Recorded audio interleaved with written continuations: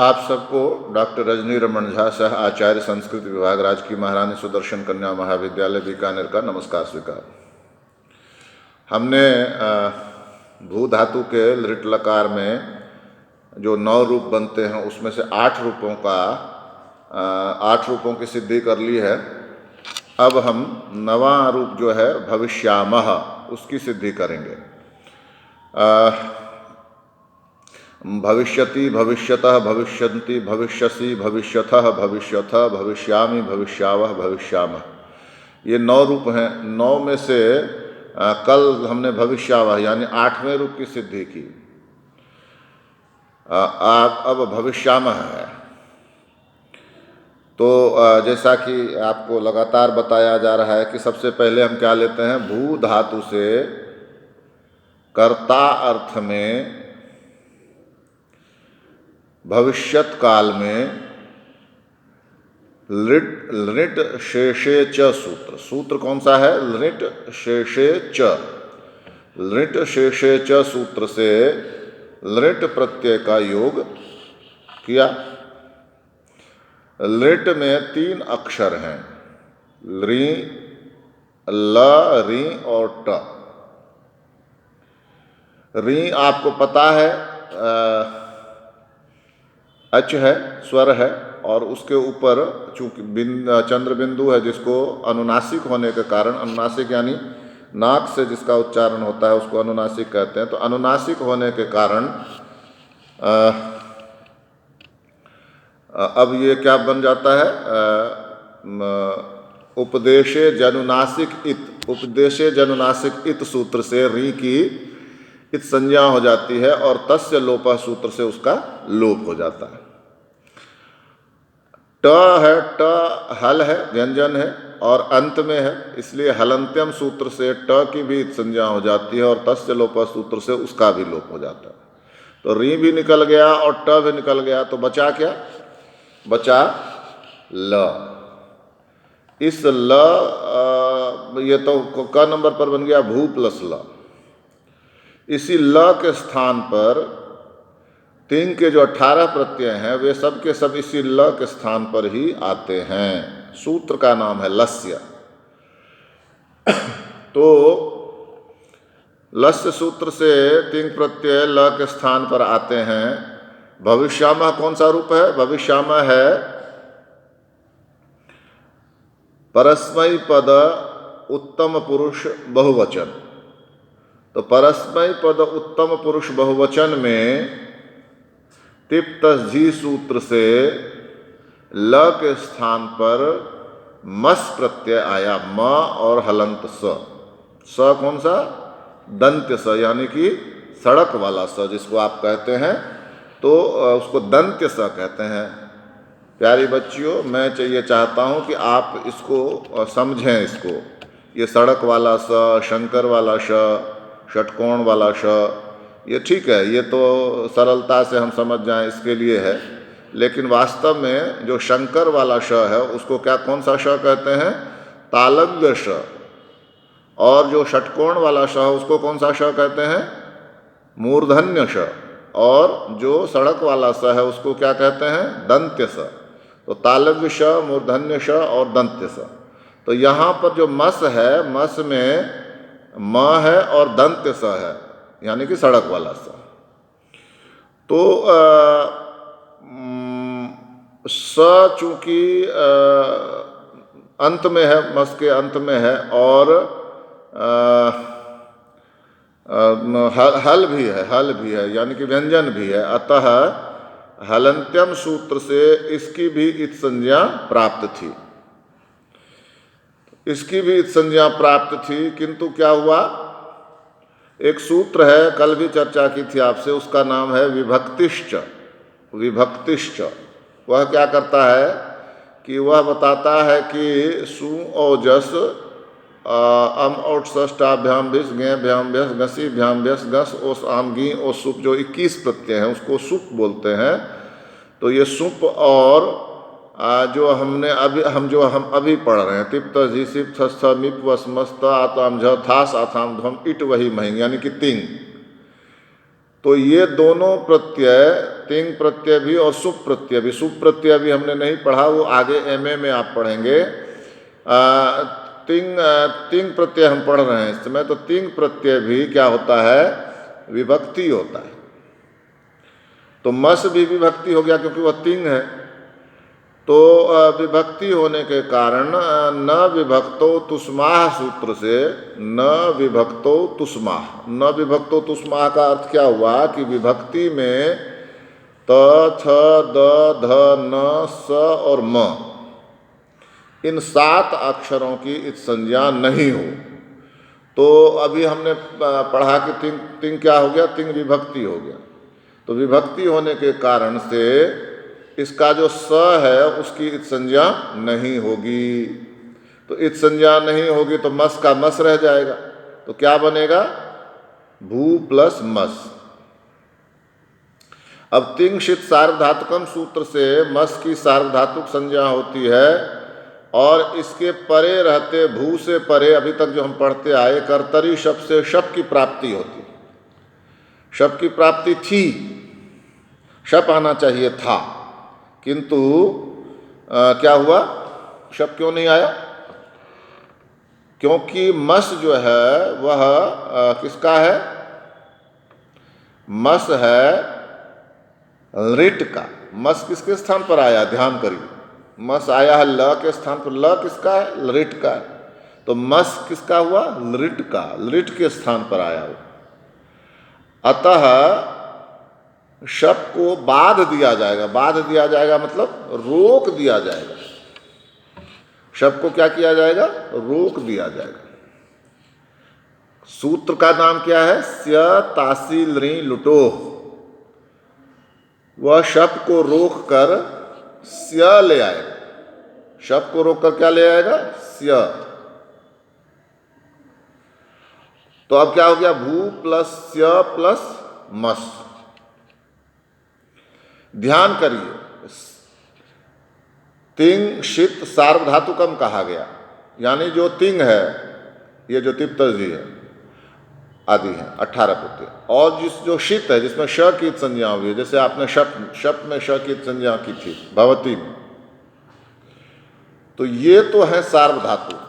और बचे हुए जो भी हैं वो है अर्ध धातु।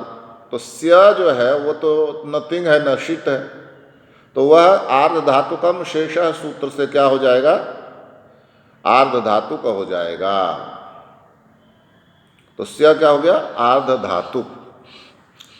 और इसके आदि में, स्य के आदि में क्या है? स्य के आदि में है वल। वल क्या हुआ? है वरट के व से लेकर हल के ल तक वल, सभी आगे करीब करीब। तो इसके आदि में वल है, स्य के आदि में, इसलिए यह क्या कहलाएगा? वलादि। स वल में आता है ना, तो स स्य के आदि में, शुरू में, आदि मतलब शुरू में, तो स वल है, इसलिए स्य क्या कहलाएगा? वलादि। जिसके आदि में वल है, यानी कि स आगे आदि में है तो वल आदि में है तो वलादि है। तो आर्ध धातु कश्चेड वलादेह सूत्र से स्य को इट का आगम होगा। इट का आगम होता है। ट हल है और अंत में है, इसलिए हलंत्यम सूत्र से ट की संज्ञा हो जाती है और तस्य लोप सूत्र से उसका लोप हो जाता है। क्या बचा? ट की संज्ञा होकर उसका लोप हो गया तो क्या बचा? ई। अब चूंकि ई टित है, ई क्या है? टित है। टित कैसे है? ट की संज्ञा होगी इसलिए टित है। क की संज्ञा होती है तो कित होता है, प की संज्ञा होती है तो पित होता है, म की संज्ञा होती है तो मित होता है। यही है। तो क्या हुआ? ई टित है, अतः आद्यंतो टकितो। आद्यंतो टकितो कहता है कि ट की संज्ञा जिसमें हो, टित जो हो, वह पहले आए, पूर्व में, आदि में आए, और जिसमें क की संज्ञा हो, करुणा वाला क की संज्ञा हो, वह अंत में आए। तो यहां पर स्य को जो इट का आगम हुआ है, वह स्य क्या है? वह ई क्या है, टित है, तो वह स्य के आदि में आएगा। सूत्र है आद्यंतो टकितो, तो स्य के आदि में आ गया तो इस्य बन गया, इस्य। तो क्या बना, भू प्लस इस्य प्लस मस। ये घ नंबर पर हो गया, भू प्लस इस्य प्लस मस।